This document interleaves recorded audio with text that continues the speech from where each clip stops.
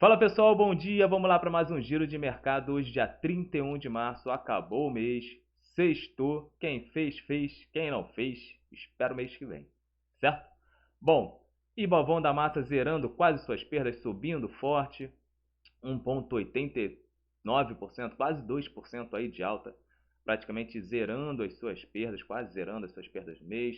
Nós tivemos saída aí o anúncio do arcabouço fiscal, nós tivemos o comentário, né, do Campos Neto em relação à questão de inflação, cenário econômico, política monetária, isso e muitas outras coisas. Bom, antes de mais nada, eu vou deixar aquele velho recado. Sim, aquele velho recado. Se inscreva no canal, ative o sininho de notificação, dê aquele like, compartilhe o vídeo com seus amigos e é isso aí. Beleza? Porque aqui é um morning call sem viés, com fatos e dados. Aqui eu não vou dar call para ninguém, simplesmente a gente vai tratar sobre política, ó, também política monetária, fiscal, e a gente vai falar sobre cenário econômico, porque isso impacta e muito no seu, no, na sua administração da carteira de investimentos. Para você administrar bem os ativos, você precisa entender o que acontece no mundo, certo? Como é que é a minha leitura para uma análise de empresas? Primeiro eu olho o que está acontecendo no mundo. Então, depois que entender a economia global, ver em quais setores isso vai impactar positivamente ou negativamente. Depois eu olho o setor aqui no Brasil e depois eu olho as empresas para ver quais empresas vão sofrer mais no caso de ter um impacto negativo e quais empresas vão ganhar mais se o impacto for positivo.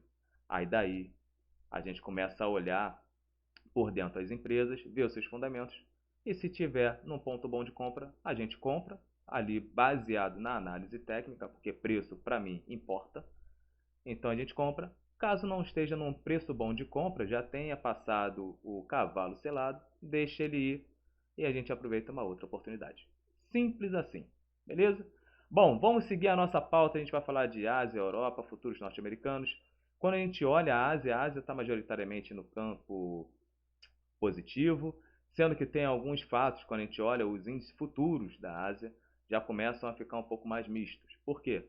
Nós temos aí a leitura do PCE, esse indicador de inflação, ele é um dos favoritos do Fed, é onde o Fed vai tomar a decisão. Já foi falado por alguns membros da casa, do Banco Central norte-americano, que o PCE ele é um dos principais índices porque ele exclui a parte de energia, exclui a parte de alimentos e mostra com mais detalhe. Você consegue ver a parte histórica, consegue detalhar um pouco mais, ter mais análise sobre como está o gasto do consumidor de fato, certo? Então isso mostra mais na íntegra, com uma forma mais clara e mais confiável, né? Vamos colocar dessa forma.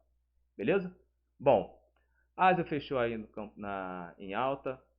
Nós temos os índices. O PMI da China, ele veio acima de 50, né? Basicamente quase 52. Então mostra uma expansão. O não manufatureiro que teve uma injeção aí na construção civil, vindo na casa aí de 58, quase 60. Então mostra uma forte expansão. Os pedidos de exportação aumentaram, mas a gente não viu tanto assim a expansão na parte industrial, na produção. Então, tem pedidos, então isso pode aquecer ainda mais as commodities. Então, isso é bom, é bem visto. Então, isso pode jogar petróleo para cima, pode jogar minério para cima, porque está mostrando que a China está com apetite, certo? Bom, agora, um dado que é interessante a gente analisar é no Japão. O Japão lançou uma sanção, uma restrição de exportação de produtos, né, equipamentos para a construção de semicondutores.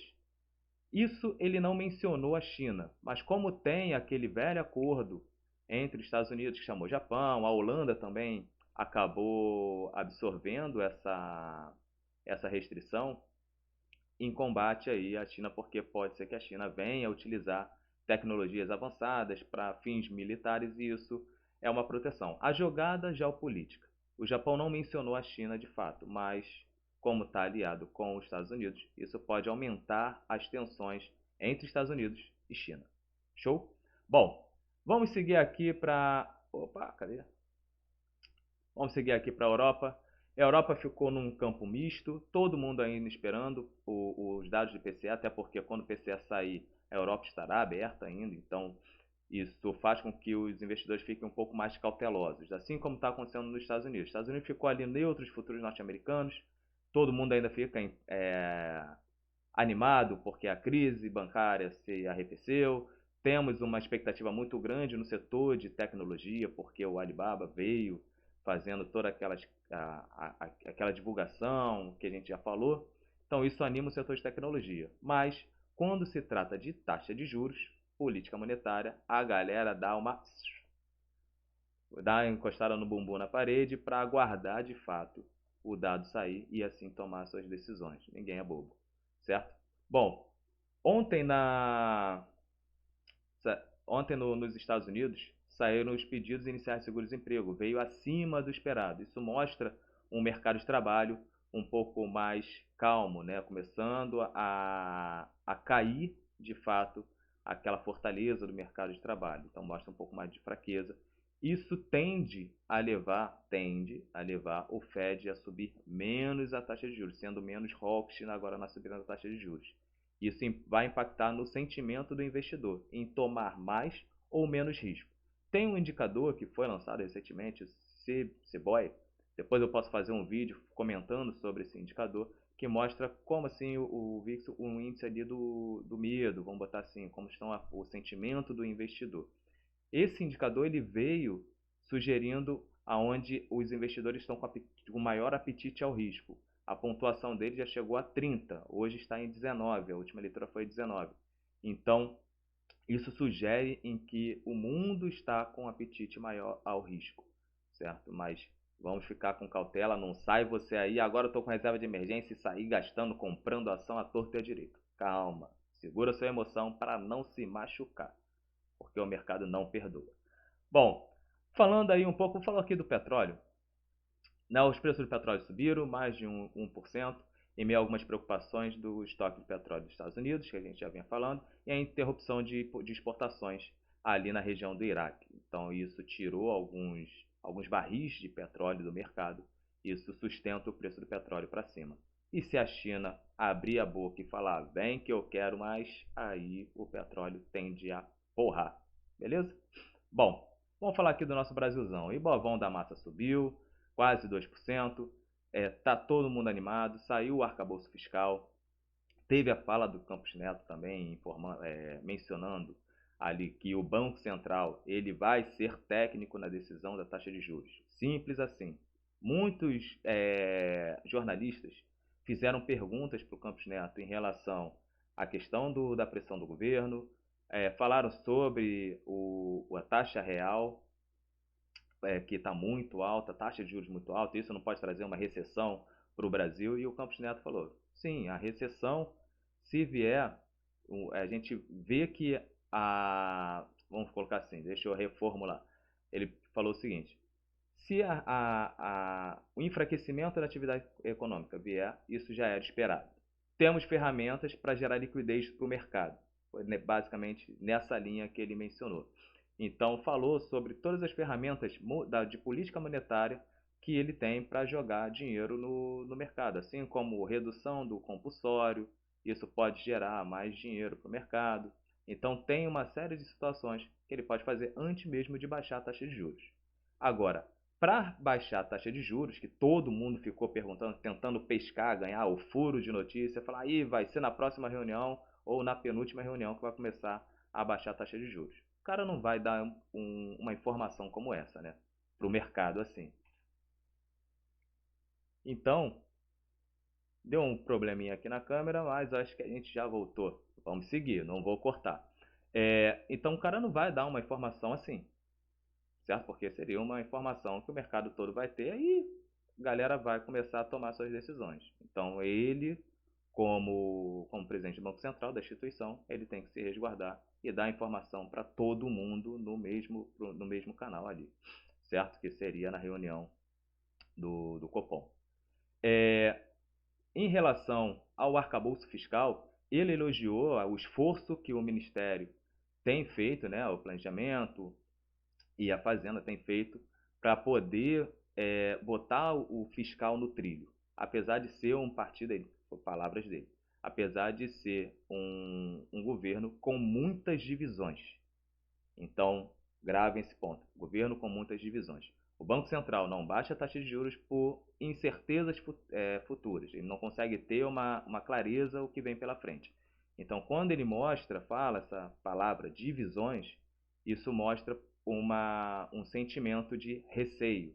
Então, isso pode ser um dos pontos pelo qual ele não baixa a taxa de juros. Então, ele vai tomar decisão olhando em termos técnicos e ponto, certo? Não adianta pressão. Em relação à meta de inflação, que também foi questionada, ele mencionou: o governo tem 2 votos, logo a decisão de mudar a meta de inflação é do governo, não é minha, não é do Banco Central. Agora, com a autonomia do Banco Central em percorrer a inflação, é até coerente, porque alguém define a meta e ele vai lá e executa com as suas ferramentas para buscar a meta. Simples assim. Então, se o governo subir a meta da inflação, o que vai fazer? O trabalho dele fica mais fácil e isso pode também tirar um pouco o Brasil dos trilhos, porque isso pode impactar em maiores inflações aí perda de poder de compra do consumidor, certo? Olhando o arcabouço fiscal ele veio bom, todo mundo gostou e tal, só que faltou clareza nas regras. Então, como tem um limitador ali de 70% sobre a receita, isso sugere que para ter receita, o governo precisa aumentar tributos. Então, isso ainda não ficou muito claro como vai ser a utilização desse gatilho. Precisamos ter mais informações. O arcabouço fiscal, o plano, vai para o Congresso para ser votado, mas para ter mais credibilidade precisa de mais detalhes, até porque a apresentação, na minha opinião, eu vou dar a minha opinião, não foi tão boa assim. Eu acho que faltou um pouco mais de dados para você ter como posso dizer, ter uma opinião melhor, mais clara, vamos botar dessa forma, certo? Vamos agora seguir ali para o nosso Ibovão da Massa, nosso gráfico. Vou tirar aqui meu rostinho lindo. Bom, Ibovão da Massa subindo quase 2%. Foi bom, zerando quase aí suas perdas, respeitando o caixotão. E mediante como fechar o mês, isso pode sugerir um fundo na análise técnica, isso pode sugerir um fundo. Então, o pessoal viu com bons olhos, gostou da apresentação do arcabouço fiscal. E é isso. Vamos ver aqui como ficou. Opa! Vamos ver aqui como ficou o diário. O diário subiu forte. Aqui nós temos uma resistência que, ganhando, ficando acima desses 104 mil pontos, pode vir buscar aqui a média de 200, que está em 108 mil pontos, basicamente. Olhando o nosso panorama geral, todo mundo no verdão. Papai! Isso aí, a galera já pode botar a terra, tá fumando charuto e bebendo uísque e vinho. A galera tá festejando aí, o estouro da champanhe. Petrobras sofreu um pouco mais pela questão de um encontro que vai ter do Lula com Prati. Então, esses encontros, a galera já fica com gato em cima do telhado, a gataria toda em cima do telhado, para entender o que pode sair, certo? A Prio você pode ver, porque como o petróleo subiu, a Prio está vindo remando bem, graças a Deus. Cosan também veio muito bem. E olha a nossa querida Vale. Eita papai. A Vale pode ser um grande impulsionador aí do Ibovão da Massa, certo? E nós temos o setor de varejo que acaba ganhando bem pela questão dos DIs terem operado embaixo. Então, como juros futuros cedeu, isso pode ser muito interessante para o varejo. O varejo acaba ganhando muito com isso. Vamos olhar aqui a nossa agenda para hoje, que é basicamente